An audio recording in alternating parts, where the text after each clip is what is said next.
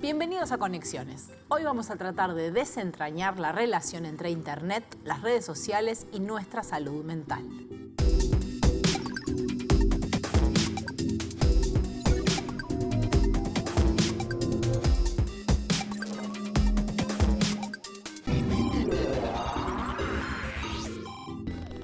Internet nos acerca a lugares lejanos, nos permite mantener vínculos con amigos y familia que viven a miles de kilómetros y nos hace sentir acompañados. Sin embargo, a veces puede ser fuente de ansiedades y de problemas. A pesar de los beneficios de la tecnología, el uso compulsivo de esta tiene el potencial de ser problemático. Found frequent social media use increases the risks of anxiety, depression, and low self-esteem in teens and adults. Y afectar negativamente las relaciones personales. Si alguien perdió el celular o se lo olvidó en algún lado, hay una desesperación. Social media can offer both connections and a safe space for young people. Es la necesidad de tener que publicarlo todo y estar siempre enterado de todo. El famoso FOMO, que surge de la frase Fear of Missing Out. And this is where studies show the addictiveness of social media. Nuestro cerebro produce dopamina, que es la manera que tiene de decirnos, esto me gusta. What is going to happen when we check our phone? And with notifications, likes, and communication, we are mostly always rewarded by checking it. Notifications on our phones draw our attention away from the task at hand. As a country, we have very few mental health resources for young people.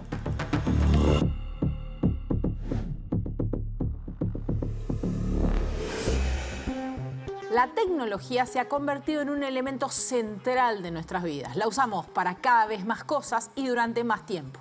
Y muchas veces nos damos cuenta que la usamos demasiado. En muchos casos, ese demasiado llega a niveles problemáticos. A pesar de los beneficios de la tecnología, el uso compulsivo de esta tiene el potencial de ser problemático en varias formas adictivas, que incluyen las redes sociales y la adicción general a Internet a través de una necesidad obsesiva de verificar y actualizar las plataformas de redes sociales, así como el uso excesivo general de Internet. Adicción a los juegos por Internet al jugar videojuegos compulsivamente y realizar compras dentro de la aplicación. Adicción a las compras y subastas a través de compras impulsivas frecuentes en línea y adicción a la pornografía en línea, que implica la necesidad de ver contenido explícito. Todas estas formas adictivas comparten una incapacidad para controlar el uso de la tecnología, lo que puede conducir a la negligencia de las responsabilidades, ser perjudicial para la salud mental y afectar negativamente las relaciones personales. Posiblemente les haya pasado estar en alguna situación normal y de repente sacar el teléfono para hacer algo que necesitan y casi sin darse cuenta ponerse a mirar cosas en redes y el tiempo pasa y pasa. Eso puede hacerlos sentir ansiosos o la ansiedad puede venir de no poder hacer eso. El uso prolongado de plataformas sociales y sobre todo que las tengamos siempre en el teléfono hace todo cada vez más complicado. You can get a lot out of your social media accounts. Updates from friends and family, new connections, and opportunities to express yourself. But you may also end up with things you never asked for. Studies published in the Journal of the American Medical Association found frequent social media use increases the risks of anxiety, depression, and low self-esteem in teens and adults. And those issues can sneak up on you so subtly that you might not even realize where they're coming from. En muchos casos, la interferencia es leve y no genera mayores problemas. Pero en algunos casos, las personas pueden desarrollar una dependencia muy fuerte y sentirse muy ansiosas o angustiadas ante la posibilidad de no tener el celular con ellas.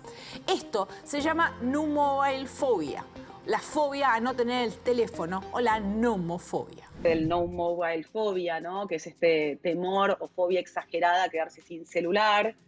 En esto nos encontramos con situaciones que si alguien perdió el celular o se lo olvidó en algún lado, hay una desesperación por volver a contar con ese dispositivo y todo se ve obnubilado por volver a acceder y eso evidencia la dependencia lógica de la tecnología. El teléfono se ha transformado en una herramienta clave para nuestro trabajo o nuestras vidas sociales y familiares. El problema de la nomofobia es que esa importancia real se convierte en una dependencia psicológica. Symptome sind zum Beispiel Nervosität, wenn das Handy vergessen wurde, oder Angst im Funkloch, oder auch Panik, wenn der Akku alle ist, oder man hat Sorgen, nicht erreichbar zu sein, nicht kommunizieren zu können, oder man hat keine Navigation und denkt, irgendwo zu stranden, und all das sind Befürchtungen, die sich auch manchmal körperlich auswirken können. Die Ergebnisse ihrer Studie sind alarmierend. Fast die Hälfte der mehr als 800 Teilnehmer sind von einer mittelschweren Nomophobie betroffen. Gut 4% sogar von einer schweren. Das Gefährliche, daraus können generelle Angsterkrankungen oder sogar Depressionen entstehen. Este vínculo problemático con el teléfono o cualquier otro elemento tecnológico puede tener distintos niveles de gravedad. Y aunque todos puedan ser problemáticos, no todos son patológicos. La docente e investigadora de la Facultad de Psicología de la Universidad de la República, Gabriela Fernández, nos habla de esto.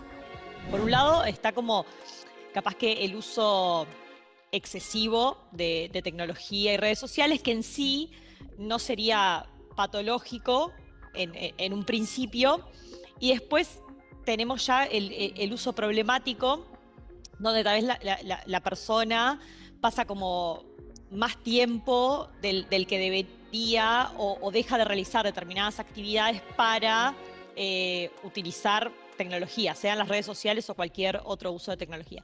Y después está todo lo que tiene que ver con la adicción en sí a las tecnologías o a las redes, que tiene más que ver ya cuando por ejemplo, hay pensamientos obsesivos o algunas conductas compulsivas, o, por ejemplo, ansiedad frente a la posibilidad de no poder utilizar la tecnología, y ahí ya estamos entrando como más en el terreno de lo patológico. Si bien estos usos problemáticos pueden afectarnos a todos, algunas personas pueden ser más propensas a desarrollar un uso problemático o incluso llegar a una adicción. Y hay poblaciones que son mucho más vulnerables a esto, como por ejemplo los adolescentes y los jóvenes, por cómo funciona su cerebro, son mucho más vulnerables a estar más enganchados al uso de tecnología. También las personas que tienen baja autoestima o que tienen dificultades para regular sus emociones o para regular sus conductas, es más probable que queden enganchadas a este tipo de plataformas en general. Entre las muchas cosas a las que se llama usos problemáticos promovidos por el acceso a Internet, podemos encontrar desde apuestas hasta pornografía. Pero una de las más difundidas en los últimos años es la que refiere a las redes sociales. El ejemplo clásico de cómo funciona la adicción o el consumo o el uso problemático o el uso excesivo de las tecnologías son las redes sociales, tanto TikTok, Instagram u otras redes sociales, por la forma en la que están diseñados. De hecho, las empresas utilizan esta misma información para poder diseñar las redes sociales y que las personas estén enganchadas. Algunos aseguran que el problema es más importante en los adolescentes porque tienen vidas sociales muy activas entre pares y las plataformas sociales y de contenidos juegan un rol importante en esto. Es la necesidad de tener que publicarlo todo y estar siempre enterado de todo, saber todo lo que está pasando. Se suscriben a muchísimos canales y con ello dejan de lado su entorno físico real. Ello les genera una situación de estrés permanente. Pero ¿por qué es que las redes sociales generan esta dependencia? ¿Es que realmente estamos tan interesados en lo que vemos en ellas o hay otra cosa? Gabriela Fernández nos explica que tiene mucho que ver con cómo funciona nuestro cerebro. O sea, están diseñadas básicamente enfocadas en cómo funciona nuestro cerebro y cómo funciona nuestro sistema de recompensa. O sea, nosotros tenemos una forma particular de procesar las recompensas, y sea, por ejemplo, una sustancia, o sea, en este caso, algo que es como comportamental, estamos esperando recibir determinadas recompensas. Y, por ejemplo, las redes sociales o muchos juegos vinculados a las tecnologías, lo que utilizan es un sistema muy parecido a las maquinitas del casino, donde hay una recompensa que es variable y nosotros no sabemos cuál es la probabilidad ni el monto de esa recompensa. Y bueno, con las redes sociales y la tecnología pasa lo mismo, y por eso es mucho más fácil pasar de un uso excesivo a un uso problemático y después a una adicción. ¿Por qué? Porque nuestro cerebro está esperando a que esa recompensa suceda, ¿no? ¿Y cómo funcionan esas recompensas específicamente en las redes sociales? Hay una expectativa y, por ejemplo, nosotros esperamos recibir me gustas, nunca sabemos la cantidad de me gusta que vamos a recibir ni cuándo los vamos a recibir. Y lo mismo pasa con otros comportamientos vinculados a las redes sociales. Es por eso que es tan fácil pasar como de estos niveles en el uso de las tecnologías y, bueno, y de las redes sociales también. La clave está en la dopamina, un neurotransmisor que cumple muchísimas funciones en nuestro cuerpo, entre ellas mantenernos motivados a realizar alguna tarea. Here is where dopamine is mostly produced, a type of neurotransmitter also called a feel-good hormone. That is sent to 4 pathways. One of those is the mesolimbic dopamine pathway, which is connected to the amygdala and the hippocampus. The first processes emotion, while the latter is essential for learning and memory. Too much or too little dopamine affects how we learn, get motivated, our mood, attention, our heart rate, and many other behaviors and physical functions. And this is where studies show the addictiveness of social media. When we engage with social media, it releases a lot of dopamine in the brain's reward pathway, lights up the same part of the brain as drugs and alcohol. It's incredibly accessible. We have 24/7 access to this particular drug. It's bountiful in the sense that it's, practically speaking, infinite. TikTok never runs out. And number 4, it's incredibly novel. The AI algorithms learn what we've liked before and actually push to us the suggestion that we want to keep going or check out the next new thing.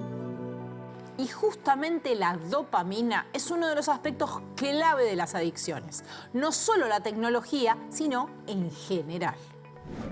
Eso está muy relacionado con el nivel de receptores de dopamina que tenemos en determinadas zonas del cerebro. ¿Qué ocurre con las drogas? Que cuando tomamos determinadas drogas, nuestro cerebro produce dopamina, que es la manera que tiene de decirnos, esto me gusta. Entonces, al final, crea una adicción, porque tu cerebro lo que te está pidiendo es que continuamente hagas algo para que él produzca dopamina. Y la manera que él tiene de producir dopamina, en este caso, es que tú estés continuamente consumiendo drogas. Entonces, ahí viene el problema de la adicción.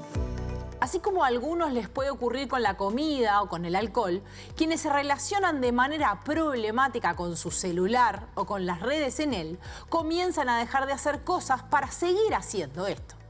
But when applying this to our phone, we often can't predict what is going to happen when we check our phone. And with notifications, likes, and communication, we are mostly always rewarded by checking it, making us learn to constantly check our phone. Also, since checking your phone is such a low-cost effort, you expect small rewards and are mostly satisfied, so you continue the behavior of checking your phone. The hijacking of these neuronal pathways means you have strong incentives to check your phone over and over and over and again.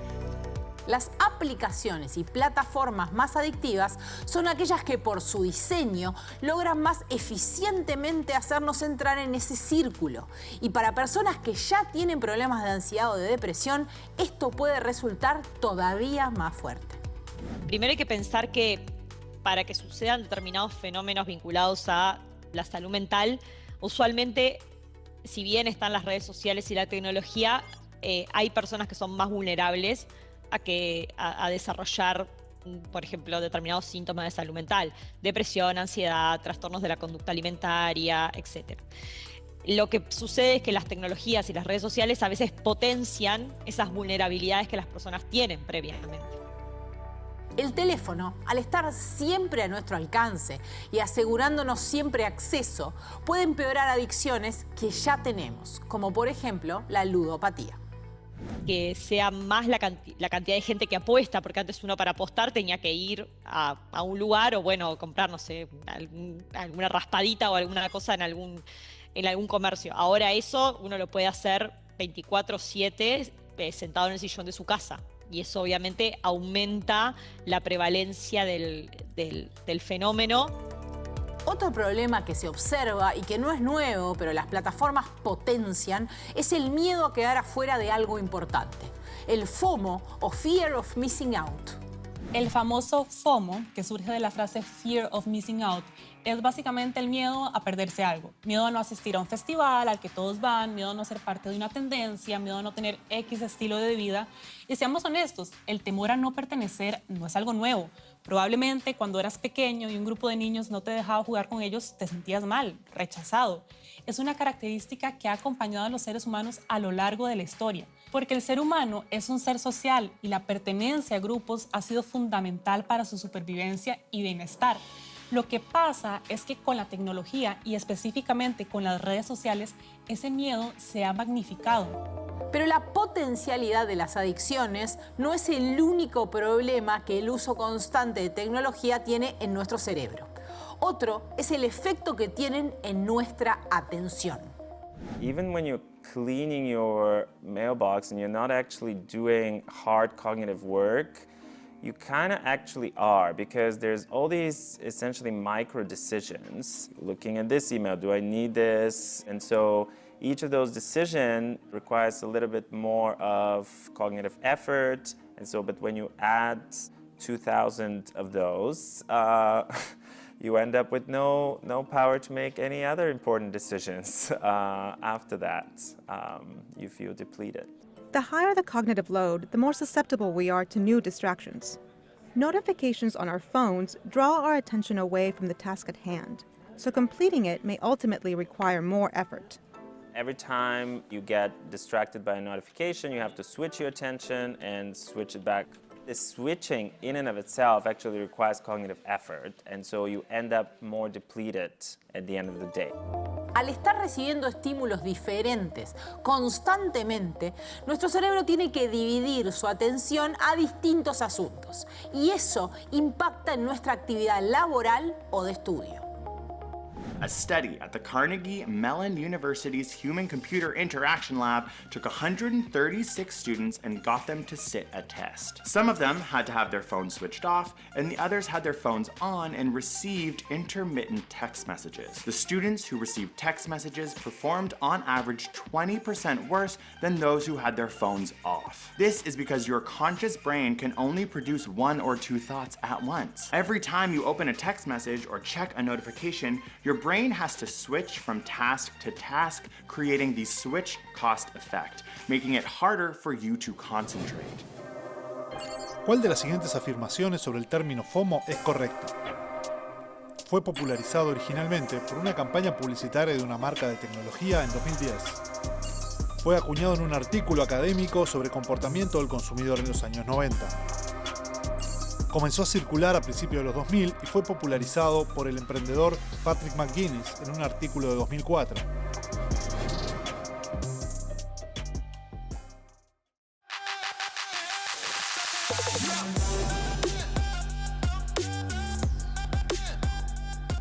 El término FOMO, Fear of Missing Out, comenzó a usarse a principios de los 2000 y fue popularizado por Patrick McGuinness, un emprendedor y escritor estadounidense, en un artículo publicado en 2004 en la revista de la Escuela de Negocios de Harvard. McGuinness utilizó el término para describir la ansiedad que experimentaban los estudiantes de MBA ante la constante posibilidad de perderse oportunidades profesionales, sociales o académicas. Aunque el fenómeno existía desde antes, su conceptualización y masificación como FOMO ganó fuerza con el auge de las redes sociales, que amplificaron la sensación de exclusión o insuficiencia frente a la vida que los demás muestran en línea. Seguimos en Conexiones. La importancia que tienen las plataformas, la mensajería y otros espacios de Internet en nuestra socialización hace que muchos de los problemas que podrían surgir en entornos sociales presenciales adquieran una nueva dimensión. Uno de ellos es la comparación con otros. Gabriela Fernández nos habla de eso.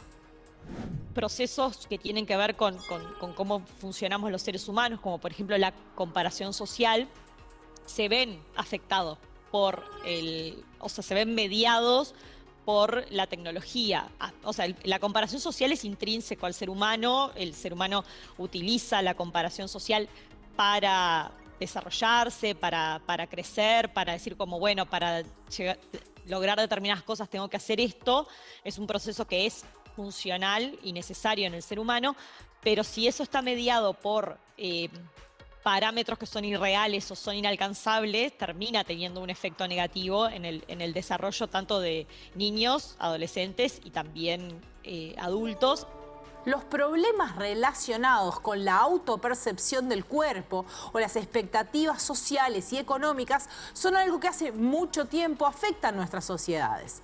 Y la lógica de las plataformas sociales y otros espacios en línea no hacen sino hacerlo todavía más grave. Me expongo a ideales o a imágenes que son obviamente inalcanzables y eso exacerba la sintomatología, que tal vez antes de la existencia de las redes sociales esa persona ya tenía vulnerabilidad, pero no estaba tal vez tan expuesta a determinados parámetros que son inalcanzables. Y lo mismo pasa no solo con el cuerpo, sino también con, por ejemplo, parámetros inalcanzables vinculados a estándares de vida o estándares sociales o estándares económicos, ¿no? Por ejemplo, si yo estoy expuesto a estímulos de vidas que nunca voy a poder alcanzar, eso puede generarme cierto nivel de frustración y también, por ejemplo, desarrollar síntomas de depresión. Y esto, de lo que hablamos en otras conexiones, está teniendo como consecuencia un aumento de prácticas de cuidado personal muy peligrosas. Estamos viendo, por ejemplo, que cada vez gente más joven se somete a operaciones de cirugía estética porque han dejado de verse bien o se sienten insatisfechos con su apariencia, con su cuerpo. Se suele pensar en muchachas, pero estamos observando esta tendencia también cada vez más en hombres jóvenes. Ellos tienden más al consumo de anabolizantes y a entrenar más horas en el gimnasio. Pero es importante tener en cuenta que estos modelos no solo son de personas con realidades muy diferentes a las nuestras, en general celebridades o millonarios, sino que significan una parte muy pequeña de la vida de esas personas. When your social life is filtered through a screen, it's easy to feel overshadowed or left out by the people around you. Their digital lives can seem so much happier and more interesting than the life you experience every day. You may end up measuring your whole life against the best, most filtered pieces of someone else's. And when negativity invades your favorite platforms, you can end up stuck in a cycle of frustration and bad news. Bueno, para seguir profundizando en este tema, estamos con Marcelo Aprile, que es psicólogo clínico especializado en adicciones. ¿Cómo estás? Hola, buenas tardes. Muchas gracias por la invitación. Empecemos por definir un poco ¿Qué hace que una persona sea adicta a algo? No solo usar o consumir en algunos casos te vuelve adicto a algo. ¿Qué definiría un adicto? Sabes que la pregunta es bien interesante porque muchas veces pasa que es difícil distinguir dónde termina el naranja y dónde empieza el rojo. Exacto. ¿No? ¿Y qué pasa? Nosotros lo primero que tenemos que tener en cuenta es que a veces pensamos que el problema es como moral, porque podemos hablar de distintas sustancias o distintos hábitos y con algunos pensamos que es más peligroso o esto sí es adictivo o es una adicción y en verdad eso tiene más que ver con nuestros prejuicios. Lo que generalmente define una adicción tiene que ver cuando usamos o tenemos esa experiencia principalmente para manejar los estados de ánimo. Y esto es algo que a las personas a veces les cuesta darse cuenta porque piensan, bueno, si no lo hacen todo el tiempo o si no le trae realmente problemas, porque muchas veces lo que más tenemos es como personas que tienen un patrón adictivo, pero son funcionales. ¿Qué quiere decir? Duermo todas las noches, hago plata, trabajo, cumplo un montón de cosas, pero sin querer la persona lo que más le empieza a pasar es esto. Una persona que tiene una adicción se va a identificar enseguida cuando yo le digo, vos pensás la cantidad de horas que estás pensando que vas a hacer esto. Cuando, aparte de nuestra realidad fáctica, un montón de cosas, tenemos una realidad en paralelo para esa experiencia, que puede ser cuánto pienso en el alimento, en las apuestas, cuándo voy a volver a consumir, o cómo voy a hacer para pagar lo que debo, o lo desesperado que estoy por que termine esta conversación y agarrar el teléfono. ahí son elementos que son muy singulares, que nos está hablando ya que es un patrón que estamos pidiéndole una experiencia que puede ser bien diversa. ¿Por qué? Porque no es el objeto lo que define lo adictivo, sino nuestra forma de relacionarnos con ella, que es que le vamos a pedir justamente lo que no estamos pudiendo hacer, que es apaciguarnos, tranquilizarnos. Y eso es quizá la definición más universal de lo que es lo adictivo. Y hay, más allá de esto que decías tú, que tiene que ver con lo que uno siente más que con el objeto en sí, pero ¿dirías que hay algunas particularidades que tienen que ver con las adicciones o esta sensación cuando uno habla de tecnología, de teléfonos, de internet, que todo esto que llegó, las redes sociales, tienen algunas particularidades, características específicas? ¿Cómo ves ese fenómeno? Bien, este es un fenómeno muy nuevo. Todas las clínicas que trabajamos con lo que son las adicciones, también como aprendiendo a tratarlo, no es algo que tuviéramos protocolos desde antes. Y lo que estamos todos aprendiendo como a identificarlo y a mejorar los tratamientos. Hay una cuestión que tiene que ver que a veces es como cuesta más, como poder discriminar cuándo es un uso problemático y cuándo no, porque es algo que todos, absolutamente todos, hoy lo tenemos en nuestra cotidianeidad. Entonces no puedes definirlo, bueno, si estoy 6 horas por día, si estoy 4, porque algunas... Además supongo que depende de lo que uno... Digamos, en un teléfono uno puede hacer un montón de cosas. Exactamente, porque podemos chatear con nuestra familia, nos podemos recibir algo del jefe, podemos poner quizás a veces música para tranquilizar. O leer, o sea, los usos son diversos. Pero sí hay algunos elementos que más me interesa destacar, que tiene que ver con la tecnología y sobre todo para todos, es, como dijimos, una herramienta muy potencial, a veces para conectarnos a distancia, para poder mandarnos un mensaje, para buscar información. Nos es útil a todos, pero también tiene sus riesgos. Y los riesgos también dependen de la edad y el momento de la vida de cada uno. Nosotros los adultos, lo que nos puede pasar principalmente, tiene que ver que a veces tengamos como un uso excesivo en los tiempos libres de uso del teléfono, de lo cual eso entra en detrimento de algo que es a veces de la intimidad. Una imagen que a mí me gusta proponer es que el hogar históricamente fue un lugar donde entrábamos a casa y se frenaban todos los estímulos. A tu casa nadie llamaba después de las 10 de la noche. Si llamaba era una alarma, ¿no? ¿Por qué? Porque una vez que se entra a casa, la familia se juntaba. Yo pongo la imagen esta de los Simpsons. ¿No te acordás cómo empezaban los Simpsons? Venían todos de su vida y se juntaban los 4 frente a un dispositivo. ¿Y qué pasaba ahí? Ahí puede decir, correte, cambiá, ¿qué pensás vos? O, yo me acuerdo de una situación en mi casa, ¿no? Que cada vez que aparecía una escena erótica, mi padre me tapaba los ojos y cambiaba, ¿no? Una cuestión que eso permitía después hablar de la sexualidad o de la violencia o temas que podían suceder y que había un encuentro. Hoy estamos en un hogar que es como un colador.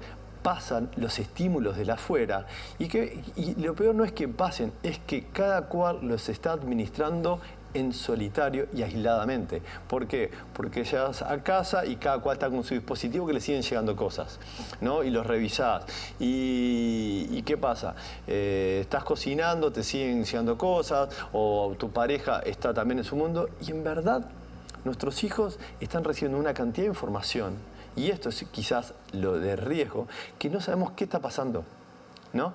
¿Por qué? Porque los teléfonos, ¿no? o las computadoras, todos los dispositivos que tienen internet, para nuestros hijos es como les tenemos que enseñar a usarlos, es como enseñarles a cruzar la calle. La calle no es peligrosa, tenemos que aprender las reglas de tránsito o las reglas como peatón. Internet tiene esto, ¿no? Que es algo como lo que antes se llamaba virtual, ya no es virtual, es real, está entre nosotros y tenemos que aprender a utilizarla. En los adolescentes el factor de riesgo principalmente tiene que ver que les genera es un gran estímulo, entonces les cuesta parar. Eso le trae como dificultad después muchas veces en el descanso o en la alimentación, porque se olvidan, ¿no? Y que... Esto de también cómo te hace sentir el después, ¿no? O sea, que también define alguna relación problemática con algo. Si yo cuando tengo que parar me siento miserable o ansioso, eso también, ¿no? ¿Cómo me siento en el después? Está bien, ahora vamos a hablar de esto también, porque lo que nos trae es que muchas veces cualquier compulsión, porque no es que miraste 2 videos, es que entraste a una maratón, eso es una compulsión. Que no sabes cuánto rato pasó. Exactamente, y porque es un estímulo tras otro, ¿y qué pasa? Los chiquilines después, lo ves aburrido, porque la vida después, ¿no? Es como si fuera en blanco y negro, ¿no? Es muy despacio. Es muy despacio, pero ¿qué es lo que les pasa a los chiquilines o a un adulto? Porque esto no es solo de los chiquilines, que una vez que entran como a scrollear, se dice, ¿no? O a maratonear, les puede pasar mucho rato y cuando se detienen se dan cuenta que tenían la fantasía que estaban viviendo algo, porque el cerebro a veces no puede distinguir si es real o no. Y después cuando pasaron 4 o 5 horas en poses incómodas, ¿no? Totalmente desconectados del cuerpo y quizás con una cantidad de sentimientos que tiene que ver con las cosas que vieron, porque generalmente lo que se ve no son elementos, vamos a poner, que tengan una reflexión, un aprendizaje. Generalmente están viendo gente que hace cosas increíbles, ¿no? Personas que pueden tener cuerpos fantásticos, habilidades, ¿no? Muy buenas, que después se dice, ¿y yo qué hago? ¿Quién soy acá? ¿No? Y además, un estudio que hizo UNICEF en Uruguay en el 22, que la gran mayoría de los chiquilines escolarizados a los 9 años ya tienen un dispositivo con acceso a Internet. ¿Y qué es lo que nos pasa? Esto que hablaba hoy en este ambiente, que los padres no podemos estar acompañando a nuestros hijos, les empiezan a llegar contenido muy perturbador, ¿ya? De violencia, de cómo adelgazar, de sexualidad, de intento de autoeliminación. Entonces, lo más grave de esto es cómo acompañamos, quizás... Todo mezclado, además, ¿no? Todo mezclado, uno atrás del otro. Pero volviendo a tu pregunta, es... Cuando se le pone un stop, muchas veces porque hay un adulto o una experiencia que ponen el stop, porque cuesta mucho a una persona todavía con inmadurez poner un stop, ¿no? Entonces, por eso es que a veces tenemos que hacer acuerdos con nuestros hijos, horarios. Una de las cosas que suele suceder es que se altera, y esto sí es bien clínico, el ciclo circadiano. Y es importante que todos, ¿no? Y acá no hablo de los chiquilines, podamos después de las 9, 10 de la noche empezar a cerrar el día. Imagínate a las 9, 10 de la noche, estás encerrado en tu cuarto todo oscuro, mirando una luz azul que te recontraestimula, cuando en verdad el cerebro lo que tiene que estar es ir apagándose. Entonces quizás a las 12 lo apagaste, pero no podés dormir. No dormís en la misma calidad. Entonces, por eso una de las principales repercusiones tiene con el descanso. Si no estás bien descansado, el otro día ya te levantás como con resaca. ¿No tomaste? Sí, pero esto genera resaca energética. Mal rendimiento en el colegio. Esto empieza a tener después la otra área, problemas vinculares, principalmente con amigos. Y después el descenso de lo que tiene que ver el rendimiento. Son como las 4 áreas que más se ven como repercusión en el uso de la tecnología. Y ¿cuánto hay en eso? Vos hablabas de adolescentes, hablábamos de adultos, se insiste mucho en esa relación, y es verdad esta cuestión del adulto que tiene que ofrecer cierto acompañamiento en el autocontrol, pero también uno pienso por ejemplo, adultos que manejan mirando el teléfono, cada vez más de forma creciente. ¿Vos estás viendo como un crecimiento digamos, se está dando un problema creciente en esa relación? ¿Aumenta la gente que tiene una relación problemática con los dispositivos? Mirá, ¿O se ha mantenido...? Honestamente, te voy a responder como un ciudadano común y corriente. No tengo eso. Pero lo que sí creo es que de a poco vamos tomando conciencia de algunas cuestiones que en un inicio pensamos que son inocuas, ¿no? Y hace un montón de años, ¿no? Si alguien manejaba, tenía un accidente y estaba alcoholizado, era un atenuante. Hoy es un agravante, ¿no? Yo creo que en algún momento vamos a empezar a tener en cuenta el factor de riesgo que es la distractibilidad que generan estos dispositivos, ¿no? Pero puede ser, sí, que uno empiece a ver, ¿no? Muchas personas escribiendo, manejando, sí, puede ser que todos lo estamos viendo. Pero ¿sabes lo llamativo de esto? Es que todos lo pudimos haber hecho. Y hay una cuestión que es el control social participativo. ¿Cómo nos cuesta denunciarlo a un amigo, a un padre, a un hijo? Porque a veces lo que hacemos es naturalizamos, como, bueno, tomó un par de copas, no pasa nada si maneja así. Toma poquito, ¿no? Es como esta cuestión de cómo nos cuesta ver los riesgos, ¿no?, del uso de la tecnología en circunstancias que son como hay que tener más cuidado. Para las personas que tienen problemas de socialización o ansiedad social, estos espacios pueden representar un aumento de la vulnerabilidad.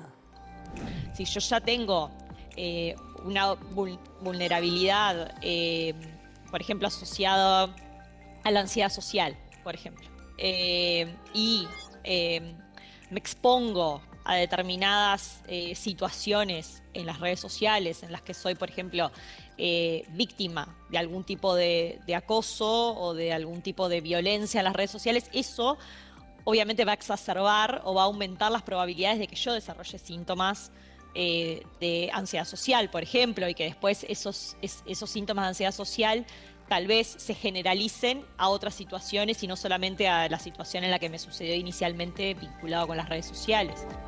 Sin embargo, otras veces estos espacios digitales presentan una oportunidad para personas que tienen dificultades o problemas físicos que les impiden socializar en entornos presenciales. Y las redes sociales también permiten que personas que tal vez tienen dificultades en el relacionamiento interpersonal de forma presencial puedan desarrollar un círculo social que tal vez en otras condiciones no lo hubiesen podido desarrollar. Que hay un grupo de personas que por sus determinadas características les resulta como más cómodo poder tener amigos en línea. El equipo de Gabriela Fernández estudió especialmente cómo se da la sociabilidad de los adolescentes en línea y si perjudica o no a la socialización fuera de estos espacios. Y en principio, con el análisis preliminar, esto es en adolescentes chiquitos de 10 a 15 años, lo que vimos es que los adolescentes perciben un apoyo como más positivo de sus amigos presenciales, también valoran de otra manera las actividades que realizan con los amigos que tienen solo en línea, por ejemplo, con los amigos que juegan juegos en línea, y que tener amigos en línea no necesariamente impide el desarrollo de las habilidades presenciales, ¿no? No es que dejan de tener amigos de forma real o presencial por tener estos amigos en línea. ¿Qué descubrió el estudio Kids Online Uruguay 2022 sobre el uso de Internet en los adolescentes? La mayoría de los adolescentes uruguayos acceden a Internet solo en centros educativos. 9 de cada 10 adolescentes dijeron haber aprendido algo nuevo en Internet durante el último mes. El uso de Internet con fines educativos fue mínimo en comparación con el entretenimiento.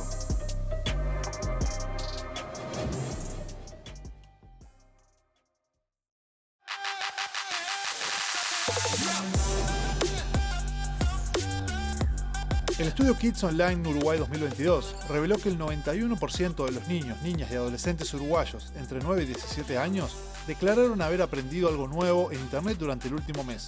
Este hallazgo destaca el papel significativo de Internet como espacio de aprendizaje informal para las juventudes, más allá de su uso recreativo. El informe también señala que las actividades en línea no solo están relacionadas con el entretenimiento, sino que también incluyen la adquisición de conocimientos y habilidades, lo que subraya la importancia de fomentar un uso positivo y educativo de las redes sociales. Seguimos en Conexiones. Hay muchas personas, incluso investigadores y docentes, que recomiendan que los adolescentes tengan absolutamente controlado o incluso prohibido el teléfono celular y las redes sociales. Sin embargo, cada vez más expertos acuerdan en que esto es una visión miope, que deja de lado una parte importante de lo que los adolescentes hacen en línea.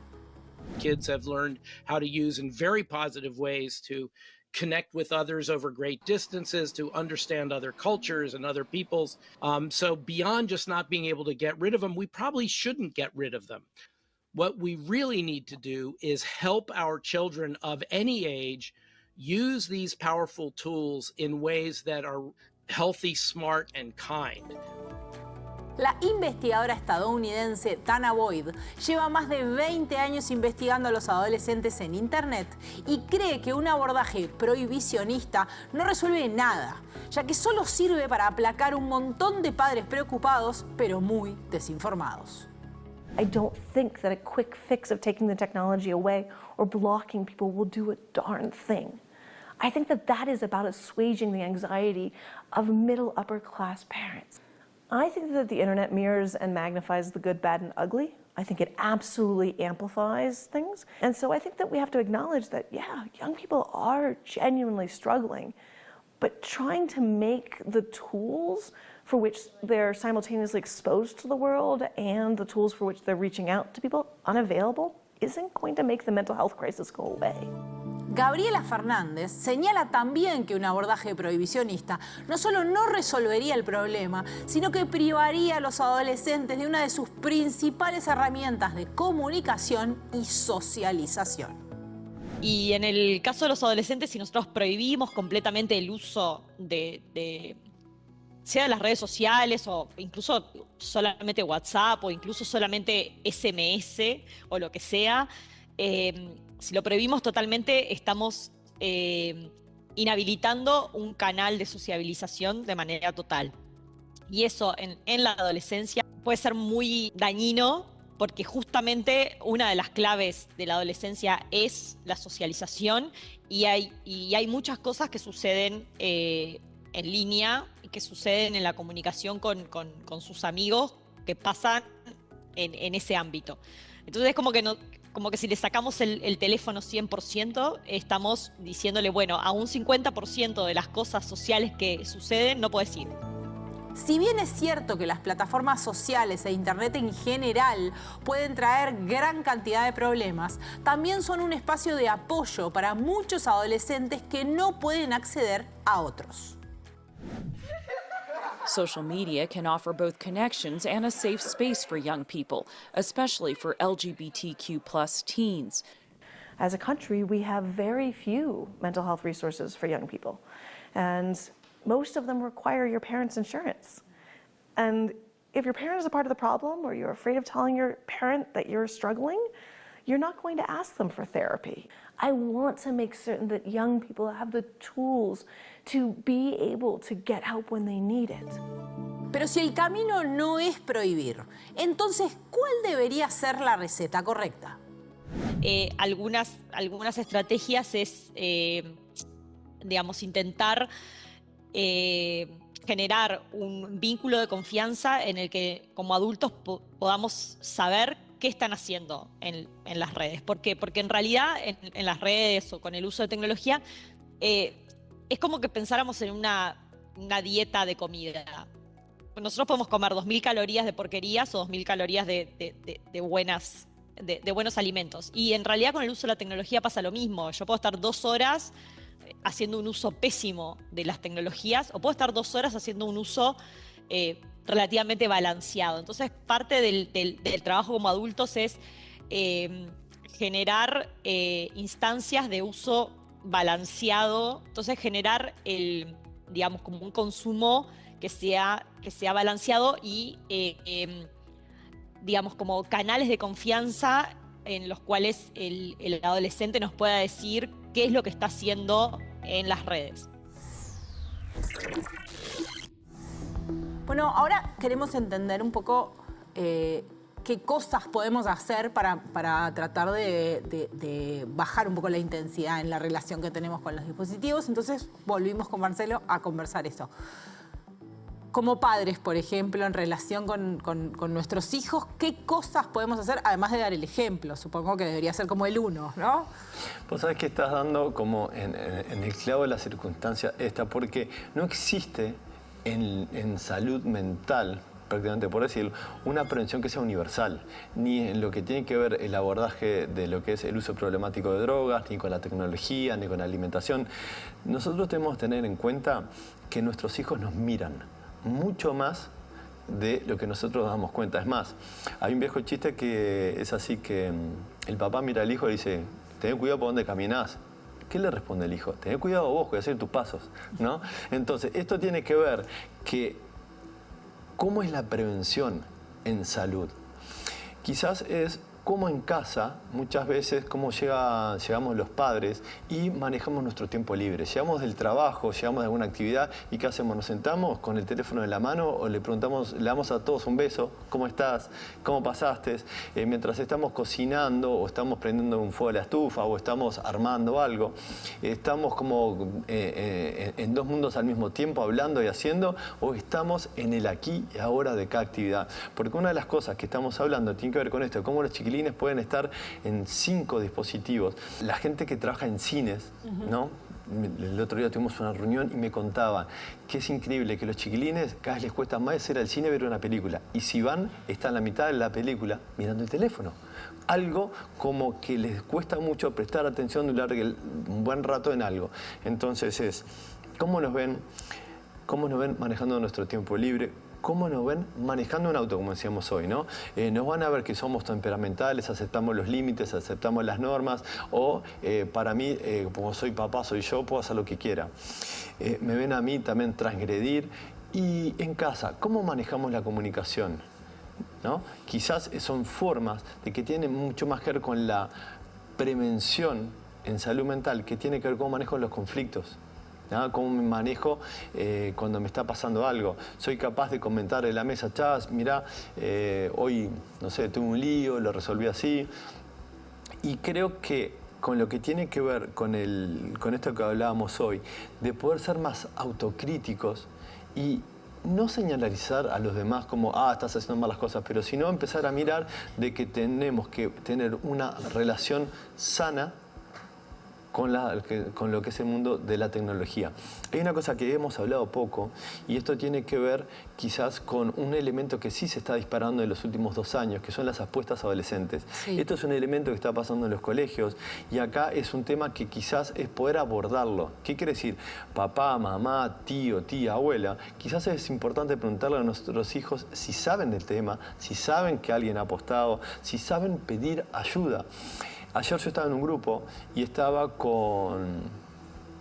un grupo de la clínica y una persona contó una situación muy, muy complicada. ¿Tá? Y yo le pregunté, ¿qué es lo peor que le pasó, ¿no? Que manejó ella? Me dice, bueno, me dijo, no, que consumí más. No, es que te quedaste sola sin pedir ayuda. Y a veces animarse a decir, estoy atravesando una situación así, lo que los papás tenemos que hacer es tener una mirada compasiva, poder integrarlos y ayudarlos a resolver la situación. El enojo ya lo tienen ellos ya saben que han hecho una cosa mal. Lo que necesitan es una mirada que los pueda ayudar a entender, pedir ayuda si es necesario de profesionales, sino a organizar. Porque los problemas que están teniendo los chiquilines a través de la tecnología a veces son mucho más dramáticos. Yo te voy a poner un ejemplo bien sencillo. Vos antes tenías un problema con una amiga y queda entre tu amiga y tú o en el grupo ese. Hoy... Yo le saco una foto al chat y lo puedo circular, por ejemplo, ahora. Ese problema, si se dio en un teléfono... Queda en una red, se entera todo el mundo. Entonces la exposición, y no se olviden de que un adolescente está construyendo su autoestima y su autoestima es lo social. Si quedan en un lugar que se vio una foto, se vio un comentario, le hicieron bullying, ¿no? Todas estas cuestiones es que tenemos que aprender a acompañar a nuestros hijos a no entrar ahí, a manejar la información y ayudarlos a tener una mejor relación, lo más sana posible con la tecnología. Muchísimas gracias, Marcelo. A ti. Con ustedes seguimos en Conexiones. Es bastante común encontrarnos con influencers e incluso académicos que sugieren un abandono casi absoluto de las plataformas y los teléfonos. Pero para la mayoría de la gente eso es un imposible. Entonces, ¿qué deberíamos hacer si sentimos que estamos teniendo un consumo problemático?